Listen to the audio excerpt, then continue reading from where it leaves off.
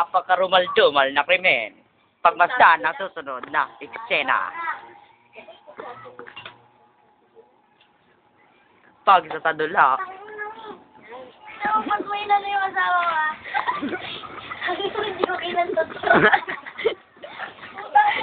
Napapansin niyo po na nagkababastusan na po ang dalawa. Tumakbo po siya. Bang! Bak! Patay na! Takbo! Takbo dun. At nakita niyong bigla pumuslit sa suspect. At natagpuan namin ang bangkay ng nakilalang si Gilbert na binansagang ang lawit na bala. At kaya nakita na namin siya nakahiga dito. Tapos May si try. Putol nag-suicide. Dali. At napag-alaman namin na ang suspect na nakilala namin sa pangalang si Putol ay nag-suicide na. Bang!